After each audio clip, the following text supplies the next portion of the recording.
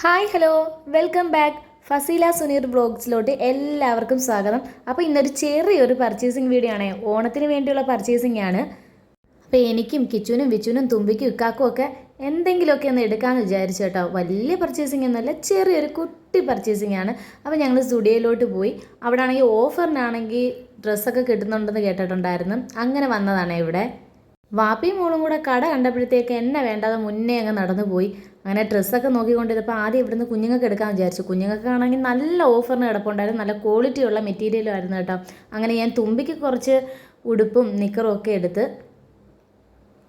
അവൾക്കാണെങ്കിൽ അവിടെ കാണുന്നതെല്ലാം വേണം. വലുതാണോ ചെറുതാണോ ഒന്നും നോക്കത്തില്ല. അത് വേണം ഇത് വേണമെന്ന് പറഞ്ഞ് ഇങ്ങനെ പറഞ്ഞുകൊണ്ടിരിക്കുമായിരുന്നു കേട്ടോ. അപ്പോൾ 6 മാസം മുതൽ 6.5 വയസ്സ് വരെ ഉള്ളവർക്കുള്ളത് ഒരു സെക്ഷനിലായിരുന്നേ. ആദ്യം ഞങ്ങൾ അവക്കുള്ളേക്ക് അങ്ങ് എടുത്ത്. പിന്നെ കിച്ചുവിനും വിച്ചുവിനും ഉള്ളതൊക്കെ ഇവിടെ നോക്കിയപ്പോഴത്തേക്ക് എനിക്കങ്ങ് ഇഷ്ടപ്പെട്ടില്ല കേട്ടോ. എല്ലാം വലുതും റേറ്റും കുറച്ച് കൂടുതലായിരുന്നു കേട്ടോ. ഓണം ആയതുകൊണ്ടാണ് തോന്നുന്നു കേട്ടോ, നല്ല തിരക്കുണ്ട് ഇവിടെ. പൊതുവേ തിരക്കുള്ളതാണ്, എങ്കിലും ഇന്ന് നല്ല തിരക്കുണ്ടായിരുന്നു. അതിനുമുമ്പേ ചാനൽ ആദ്യമായിട്ട് കാണുന്ന കൂട്ടുകാരാണെങ്കിൽ ഒന്ന് സബ്സ്ക്രൈബ് ചെയ്യാനും ലൈക്ക് ചെയ്യാനും കമൻറ്റ് ചെയ്യാനും ഷെയർ ചെയ്യാനും ഒന്നും മറക്കരുതേ പ്ലീസ്. ഇവിടെ 5 വയസ്സ് മുതൽ 14 വയസ്സ് വരെയുള്ള കുട്ടികൾക്കുള്ളതാണേ. 179 രൂപയുള്ളായിരുന്നു. പക്ഷെ കൊള്ളായിരുന്നു കേട്ടോ. എനിക്കത് പെൺകുട്ടികൾക്കാണ് ഇവിടെ ഏറ്റവും കൂടുതൽ നല്ലത്.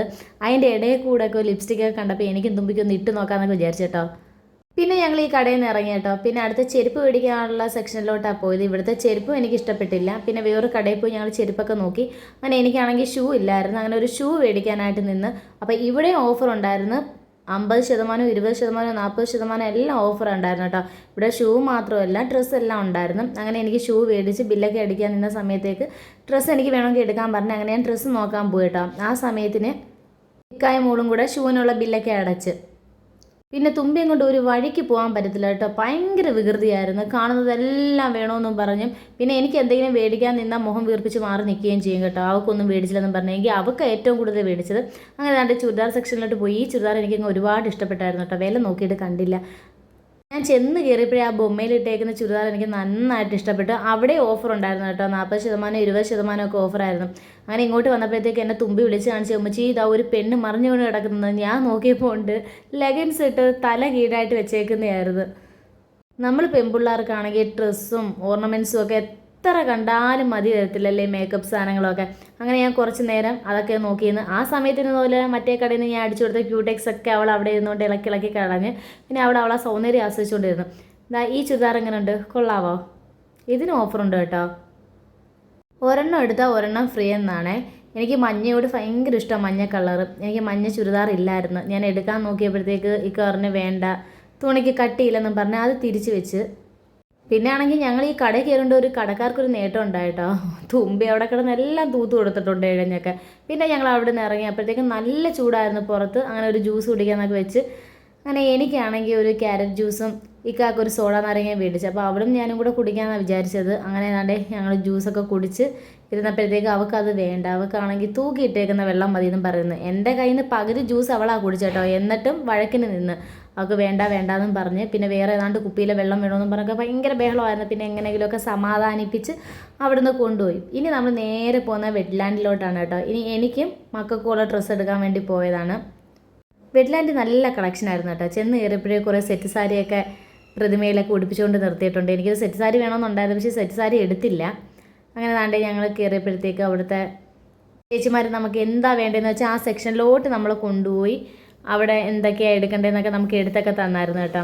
ഇവിടെ നല്ല കളക്ഷൻ ഉണ്ട് കേട്ടോ. ഇവിടാണ് ഞാൻ കയറിയ കടകളിൽ വെച്ച് ഏറ്റവും നല്ല കളക്ഷൻ കൊല്ലത്തെ വെറ്റ്ലാൻഡിലാണ് കേട്ടോ. നല്ല നമ്മളെ റേറ്റിനൊക്കെ പറ്റിയ കുർത്തേസും ചുരിദാറും കുഞ്ഞുങ്ങൾക്കുള്ളായാലും വലിയവർക്കുള്ളായാലും ഒരുപാടുണ്ടായിരുന്നു കേട്ടോ. പിന്നെ വേറൊരു കാര്യമുണ്ട്, ഇക്കാക്ക് ഏതെങ്കിലും കടയിൽ ചെന്നാൽ ഇങ്ങനെ നോക്കി ഒന്ന് സെലക്ട് ചെയ്യും, അല്ലെങ്കിൽ വേറൊരെണ്ണം സെലക്ട് ചെയ്യും. അങ്ങനെ സെലക്ട് ചെയ്ത് ഒരു 10 മിനിറ്റ് കൂടുതൽ ആ കടയിൽ നിൽക്കത്തില്ല. ഞാൻ ഇന്ന് ഇച്ചിരി നേരം പിടിച്ച് നിർത്തി കേട്ടോ. ഞാനാണെങ്കിൽ അത് വേണം ഇത് വേണമെന്ന് പറഞ്ഞൊക്കെ നോക്കിക്കൊണ്ടിരുന്നു. പിന്നെ എനിക്കാണെങ്കിൽ 2 ടോപ്പ് മാത്രമേ എടുത്തിട്ടുള്ളായിരുന്നു. പിന്നെ ഇക്കാക്ക് നല്ല സെലക്ഷനാണ്, പെട്ടെന്ന് എടുത്ത് തരും ചെയ്യും. എൻ്റെ എല്ലാ ചുരിദാറായാലും ഡ്രസ്സായാലും എല്ലാം ഇക്ക തന്നെയാണ് സെലക്ട് ചെയ്ത് എടുത്ത് തരുന്നത്. ഞാൻ ഇതൊക്കെ നോക്കി വെച്ചിരുന്നത്, ഇതെല്ലാം എന്നെ കൊണ്ട് തിരിച്ച് മാറ്റി വെച്ചിരുന്നു. എനിക്കിഷ്ടപ്പെടുന്നത് ഒന്നും എനിക്ക് ശരീരത്തോട് കയറത്തില്ല, അല്ലെങ്കിൽ പിന്നെ ഇക്കാക്ക് ഇഷ്ടപ്പെടത്തില്ല. ആ ഒരു രീതിയിലായിരുന്നു കേട്ടോ.